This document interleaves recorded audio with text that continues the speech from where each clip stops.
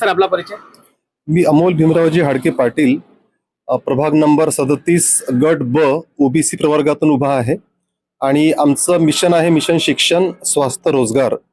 तुमचं मी खूप खूप आभार मानतो की मीडिया, प्रेस, प्रिंट मीडिया जो आधारस्तंभ आहे, चौथा आधारस्तंभ आहे आपल्या लोकशाहीचा, तुम्ही आलात आणि आमचा इंटरव्ह्यू तुम्ही कव्हर करतात. तुमच्या माध्यमातून प्रभाग नंबर 37 आणि नागपूरच्या जनतेला मला हे सांगायचं आहे की आमचं जे धोरण आहे मिशन शिक्षण स्वास्थ्य रोजगार. शिक्षण तुम्हाला माहिती आहे की आपण प्रॉपर्टी टॅक्स जेव्हा भरतो तेव्हा आपण एज्युकेशन सेस देत असतो. म्हणजे जिथे तुम्ही राहता तिथली महानगरपालिकेची शाळा योग्य असायलाच पाहिजे, कारण की त्याच्याकडे तुम्ही पैसा खर्च करत असता, ते आपल्याला मिळत नाही. महानगरपालिकेच्या शाळा 56 शाळा बंद झाल्या, त्याच्याकरता आम्ही आंदोलनं चालवले, पण तरीही सरकार अजूनही पालिकेच्या शाळाकडे दुर्लक्ष करत आहे. दुसरीकडे खाजगी शाळेची फीस जी आहे ती एका वर्षाला एका मुलाच्या मागे 1 लाख रुपये, 2 मुलांना 2 लाख रुपये, म्हणजे 12 वर्ष एका मुलाला शिकवायचं असेल तर 24 लाख रुपये खर्च करतायत. तर ही परिस्थिती भीषण आहे. तुम्ही सगळेजण आपण महानगरपालिकेच्या शाळेमध्ये शिकलो, इंजिनियर, डॉक्टर झालो. माझी स्वतःची सॉफ्टवेअर कंपनी आहे, माझा मुलगा इटलीमध्ये शिकतो, माझा लहान भाऊ तो लंडनमध्ये राहतो. तर आपलं कुठेच काही वाकडं झालेलं नाही. आपण महानगरपालिका जिल्हा परिषद शाळेचे प्रॉडक्ट आहोत. तर आत्ता आमचं हे धोरण आहे की महानगरपालिकेच्या ज्या तिजोरीमध्ये एज्युकेशन सेस जातो ती तिजोरी आम्हाला आता आमच्या हातामध्ये घ्यायची आहे. आम्हाला सभागृहामध्ये जाऊन निर्णय घ्यायचे आणि महानगरपालिकेच्या शाळा परत सुरू करायच्या आहेत. दुसरं महत्वाचं म्हणजे की आपण जेव्हा स्वास्थ्य व्यवस्था, शिक्षणानंतर रोजगार, मिशन शिक्षण स्वास्थ्य आणि आरोग्य व्यवस्था कोलमडीच गेलेली आहे. जगामधल्या प्रगत कंट्रीज जे आहे, तुम्ही अमेरिका बघा, ऑस्ट्रेलिया बघा, युके बघा, तिथे शिक्षण आणि स्वास्थ्य फ्री असतं. आपण स्वास्थ्याकरता पण टॅक्स देतो, परंतु आपल्याला स्वास्थ्य मिळतं का, तिकडे स्वच्छता मिळते का? आणि मग कंटाळून आपल्याला धंतोलीमध्ये जावं लागतं खाजगी हॉस्पिटलमध्ये, आणि तिकडे डॉक्टर आपल्याला उभं पण कापतात आणि आडवं पण कापतात. ही परिस्थिती भीषण आहे. आणि याच्याकरता महानगरपालिकेमध्ये आम्हाला सभागृहामध्ये निवडून जायचं आहे. रोजगार, माझ्या ओबीसी भावांना रोजगार मिळतच नाही सध्या. बॅकडोर एंट्री, लॅटरल एंट्रीच्या माध्यमातून गल्लीपासून गल्लीपर्यंत आणि नागपूर महानगरपालिकेमध्ये सुद्धा माझ्या ओबीसी भावांना, माझ्या एससी भावांना, माझ्या एसटी भावांना रोजगार मिळत नाहीये.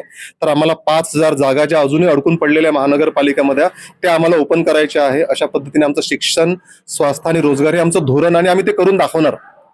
आणि तुम्हाला मी सांगतो की जेव्हा बीएसपीचं आमचं पॅनल उभं राहिलं इकडे, तर आम्हाला खूप जणांचे फोन आले की सर असं करा, तसं करा, तसं करा. आम्ही त्यांना सरळ सांगितलं की आमची ही फाईट भारतीय जनता पार्टी सोबत आहे. त्यांची सध्या इथे 4 नगरसेवक आहे आणि आता तर सभागृह बरखास्त झालेला आहे. आमचा हा लढा डायरेक्ट भारतीय जनता पार्टी सोबत आहे आणि त्यांना आम्ही हरवणारच. आणि या ठिकाणी कोणीही अमृत पिलेलं नाहीये. लोकांचा खूप जबरदस्त सपोर्ट आम्हाला मिळतोय. 60-60, 70-70 लोक आमच्या रॅलीमध्ये स्वतःहून येत आहेत. आम्ही कोणालाही पैसे देत नाही, आम्ही कोणालाही दारू पाजत नाही, आम्ही कोणालाही मटण पाजत नाही, मटण चारत नाही. तरीही लोक आमच्या सोबत येतात. मला इतका आनंद होतोय की तुम्ही सुद्धा इथे आलात. तुम्ही आमचा हा शब्द आणि शब्द प्रभाग नंबर 37 मध्ये नागपूरपर्यंत पोहोचवा. आणि यावेळी तर आम्हाला जिंकायचंच आहे. छत्रपती शिवाजी महाराजांचा आशीर्वाद आमच्या सोबत आहे, भारतरत्न डॉक्टर बाबासाहेब आंबेडकरांचा आशीर्वाद आमच्या सोबत आहे, आणि कांशीरामजी ज्यांनी 18 पगड जातीला एकत्र केलं आणि सगळ्यांना त्यांनी हत्ती दाखवला.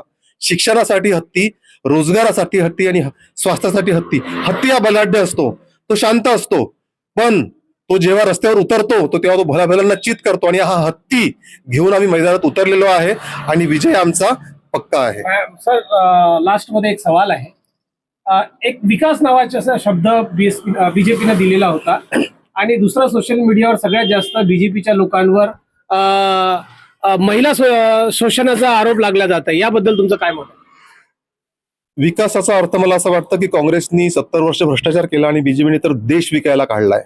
एअर इंडिया विकली, BSNL विकली, VSNL विकली, इंडियन ऑइल विकत आहे, ONGC विकत आहे, आणि सगळ्याच्या सगळं ते अदानी आणि अंबानीला विकत आहे.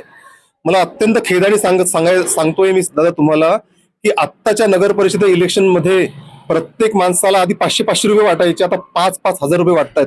600 करोड रुपये महाराष्ट्रामध्ये बीजेपीने खर्च केलेला आहे. खूप जबाबदारीने सांगतोय, कारण की त्यांच्याच आतील गोटामध्ये न्यूज आहेत. तर मला असं वाटतं की विकासाची डेफिनेशन म्हणजे देश विकणे, समाज विकणे, महानगरपालिका विकणे. त्यांचे खूप सारे कॉर्पोरेटर जे फक्त साधे कॉन्ट्रॅक्टर होते, नगरसेवक झाले आणि आज त्यांनी 1-1 करोडचे बंगले घेतलेले आहेत, 50-50 लाखाच्या गाड्या घेतल्या आहेत. तर मला असं वाटतं की ही जर त्यांची विकासाची डेफिनेशन असेल तर ती कोणत्याही माणसाला मान्य नाही. मी त्यांना विनंती करेल की यावेळी कृपया EVM सेट करू नका. तुम्ही जर EVM सेट केली नाही तर आम्ही 100% निवडून येणार. छत्रपती शिवाजी महाराजांचे मावळे आहोत आम्ही, आम्ही छातीला माती लावून लढणार. आम्ही बाबासाहेबांचे कार्यकर्ते आहोत. आम्ही यावेळी 100% जिंकणार. तर मित्रांनो, हे आहेत 37चे महानगरपालिके नागपूरचे उमेदवार. यांचे जे विचार आहे, यांची जी प्रतिक्रिया आहे, याबद्दल तुमचं काय मत आहे ते आमच्या चॅनलला जरूर कळवा. लाईक करा, शेअर करा आणि लोकांपर्यंत याचे विचार जरूर पोहोचवा. धन्यवाद.